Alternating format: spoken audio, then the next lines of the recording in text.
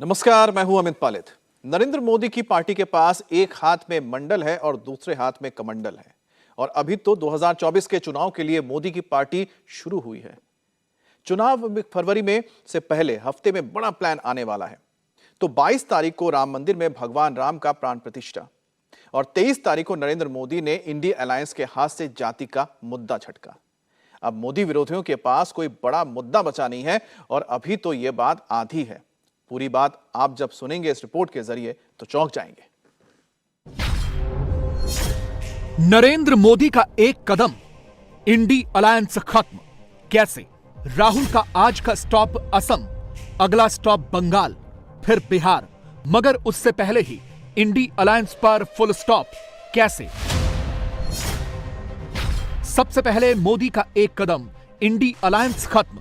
यह कैसे हुआ, इसकी बात करते हैं। क्या नरेंद्र मोदी को 2024 में 64% वोट की मिनिमम गारंटी है? 64% वोट का हिसाब लगा लीजिए। 64% का मतलब हुआ 24 में करीब करीब 350 सीट। सवाल है कि मोदी के पास 64% वाला यह आंकड़ा आया कैसे? मोदी को यह आंकड़ा नीतीश ने दिया। प्रधानमंत्री ने तो सिर्फ अपना प्लान इंप्लीमेंट किया। मोदी ने क्या किया, आगे बताएंगे। पहले यह देखिए नीतीश ने क्या किया और मोदी ने उसे कैसे हाथों हाथ पिक कर लिया। बिहार में जातीय जनगणना नीतीश ने कराई। गिनती की तो पता चला कि बिहार में पिछड़ा और अति पिछड़ा वर्ग की आबादी करीब 64% है। जेडीयू ने नीतीश को पिछड़ों का पोस्टर बॉय या कहें मसीहा के तौर पर प्रोजेक्ट किया। खूब ढिंडोरा पीटा। मगर मोदी ने पूरा गेम चेंज कर दिया। बिहार की राजनीति में पिछड़ों के असली जननायक को सबसे बड़ा सम्मान दिया। मोदी ने बिहार की सियासत में अत्यंत पिछड़ा वर्ग के सबसे बड़े चेहरे कर्पूरी ठाकुर को भारत रत्न से सम्मानित करने का फैसला ले लिया। यानी जातीय जनगणना कराते वक्त नीतीश ने तो सिर्फ पिछड़े और अत्यंत पिछड़े वर्ग का वोट गिना, मगर मोदी ने अत्यंत पिछड़ा वर्ग से आने वाले एक नेता को भारत रत्न देने का वो फैसला किया जो हिंदुस्तान की राजनीति में कोई और प्रधानमंत्री नहीं कर सका। इस एक फॉर्मूले से मोदी की बिहार जीतने की स्क्रिप्ट कंप्लीट हो गई है और प्रधानमंत्री को इस स्क्रिप्ट का आइडिया नीतीश कुमार ने ही दिया है। बिहार में 40 लोकसभा सीटें हैं और माना जा रहा है कि बिहार की राजनीति में कर्पूरी ठाकुर की विरासत वोट बैंक के रूप में 36% से अधिक है। ये सभी अति पिछड़ी जातियों से हैं। बाकी 27% से ज्यादा पिछड़ा वर्ग से आते हैं और अगर इन दोनों वर्गों के वोट को जोड़ दिया जाए तो आंकड़ा हो जाता है करीब 64%। इसी आबादी के दम पर नीतीश कुमार बिहार की राजनीति में बने हुए हैं। अति पिछड़ी आबादी को नीतीश की सबसे बड़ी राजनीतिक पूंजी कहा जाता है, मगर मोदी ने अब इसमें सेंध लगा दी है। नीतीश कुमार जानते हैं कि वो फंस गए हैं। तभी तो पहले एक ट्वीट करते हैं, फिर उसे डिलीट करते हैं, इसके बाद दूसरा ट्वीट करते हैं और ट्वीट की आखिरी लाइन में thank you Modi ji, thank you Modi ji कहते हैं। कैमरे पर आकर भी यही रिपीट करते हैं। जननायक कर्पूरी ठाकुर जी को भारत रत्न भी प्रदान किया गया।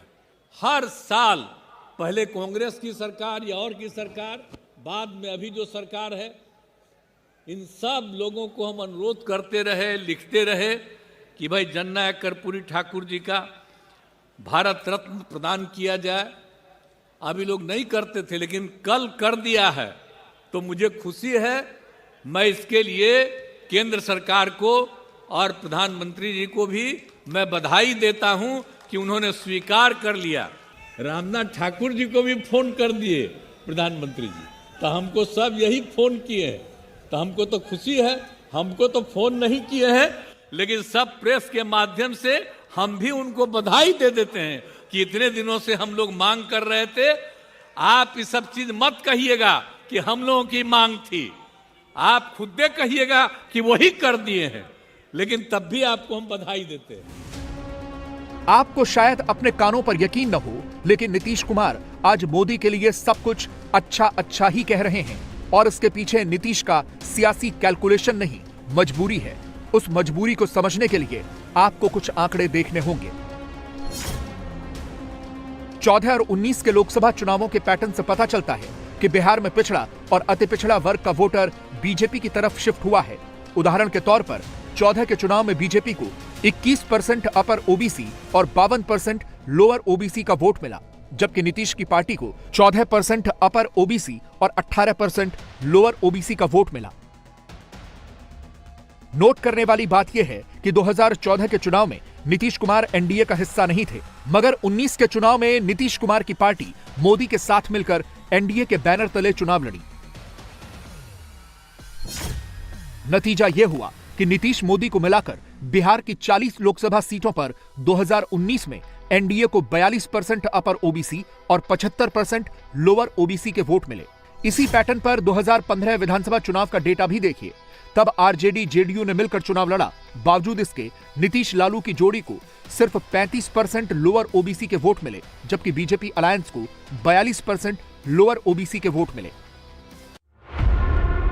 यानी इन आंकड़ों से एक बात तो क्लियर है, पिछड़ा वर्ग हो या अति पिछड़ा वर्ग, जेडीयू आरजेडी के अलायंस के बावजूद ये वोट बैंक बीजेपी की ओर शिफ्ट हुआ है।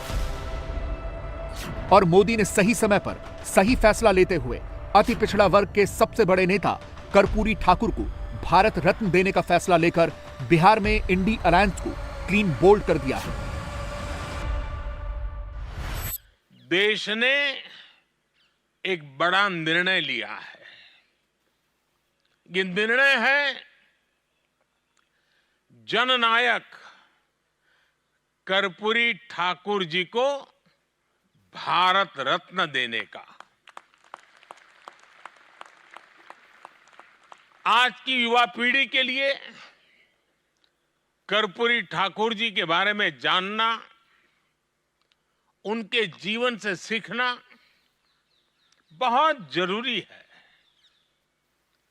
ये बीजेपी की हमारी सरकार का सौभाग्य है कि उसे जननायक कर्पूरी ठाकुर को भारत रत्न से सम्मानित करने का अवसर मिला। बेहद गरीबी और सामाजिक असमानता जैसी चुनौतियों से लड़ते हुए वो राष्ट्र जीवन में बहुत ऊंचे मुकाम पर पहुंचे थे। गरीब का दुख समझना, गरीब की चिंता कम करने के लिए प्रयास करना, गरीब कल्याण को अपनी प्राथमिकता बनाना, गरीब से गरीब लाभार्थी तक पहुंचने के लिए विकसित भारत संकल्प यात्रा जैसे अभियान चलाना, समाज के पिछड़े और अति पिछड़े वर्गों के लिए निरंतर नई योजनाएं बनाना, हमारी सरकार के इन सभी कार्यों में कर्पूरी बाबू के विचारों से मिली प्रेरणा आप देख सकते हैं। अंदाजा तो नीतीश कुमार को भी लग गया है कि 2024 में मोदी के लौटने का ही चांस बहुत ज्यादा है। सारे सर्वे भी यही इशारा दे रहे हैं। इसीलिए नीतीश बाबू थैंक यू मोदी जी वाला टेक्स्ट लिख रहे हैं, और ऐसा लिखने के पीछे भी एक कैलकुलेशन है। चौथे में जब नीतीश मोदी से अलग होकर चुनाव में उतरे तो 5% का स्ट्राइक रेट ला पाए, सिर्फ 2 सीट जीत पाए। मोदी ने 73% के स्ट्राइक रेट से 22 सीटें जीती थी, मगर 19 में नीतीश मोदी के साथ आए तो जेडीयू का स्ट्राइक रेट 94% हो गया और वो 16 सीटें जीत गई। बीजेपी ने 100% के स्ट्राइक रेट से 17 सीटें जीती थी।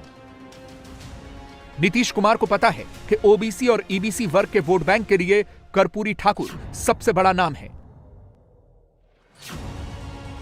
और मोदी ने कर्पूरी ठाकुर को भारत रत्न देने का फैसला करके बिहार की राजनीति का पूरा समीकरण बदल कर रख दिया है। नीतीश तो बैकफुट पर है ही। आप आरजेडी के नेताओं की टाइमलाइन पर चले जाइए, अब हर कोई क्रेडिट ले रहा है। लालू का टेक्स्ट पढ़िए, राबड़ी देवी का संदेश पढ़िए, उनका ट्वीट देखिए। आरजेडी का हर नेता यही लाइन लिख रहा है कि यह तो मेरी वजह से हुआ। सबूत के लिए तेजस्वी के 2019 वाले ट्वीट्स घुमाए जा रहे हैं, 2021 वाले मैसेज फैलाए जा रहे हैं, ताकि यह साबित किया जा सके कि यह मोदी की वजह से नहीं, आरजेडी की वजह से मुमकिन हुआ। आज हमारे जीवन की सबसे बड़ी साध जो है पूरी हुई है। सोचिए, मोदी के एक फैसले से इंडी अलायंस की ऐसी हालत हो गई है कि तेजस्वी को वीडियो बना बनाकर फैलाना पड़ रहा है। आज हमारे जीवन की सबसे बड़ी साध जो है पूरी हुई है। मैं स्वयं इसकी मांग करता रहा हूं और जिस हिसाब से नई महागठबंधन की सरकार ने जाति आधारित गणना करा करके जो उसी के अनुपात में 75% आरक्षण दिलाया है, बढ़ाया है, इसी के दबाव में आज इस मांग को पूरा करना पड़ रहा है। लालू यादव जिंदाबाद, जननायक कर्पूरी ठाकुर अमर रहे। यह बात सच है कि नीतीश या लालू की पार्टी दोनों ने कर्पूरी ठाकुर को भारत रत्न देने की मांग समय समय पर की, मगर भारत रत्न दिया किसने? नरेंद्र मोदी ने। जो आरजेडी आज इसकी टाइमिंग पर सवाल उठा रही है, उसे यह भी बताना चाहिए कि जब लालू यादव 2004 से 2009 तक यूपीए सरकार में रेल मंत्री थे, तब वो कर्पूरी ठाकुर को यह सम्मान क्यों नहीं दिला पाए? अगर कांग्रेस की सरकार को वाकई में देना होता तो यह काम कब का हो चुका होता। बिहार में जन्मी 5 हस्तियों को अब तक भारत रत्न मिला है, जिनमें डॉक्टर राजेंद्र प्रसाद, बिस्मिल्लाह खां, जयप्रकाश नारायण, डॉक्टर वीसी रॉय और कर्पूरी ठाकुर का नाम शामिल है। लेकिन आपको यह जानकर हैरानी होगी कि इन 5 में से 3 नामों को भारत रत्न की उपाधि एनडीए की सरकार में मिली है। 1999 में जयप्रकाश नारायण, 2001 में बिस्मिल्लाह खां, तब वाजपेयी जी प्रधानमंत्री थे, और अब 2024 में कर्पूरी ठाकुर, और इस वक्त प्रधानमंत्री की कुर्सी पर नरेंद्र मोदी हैं।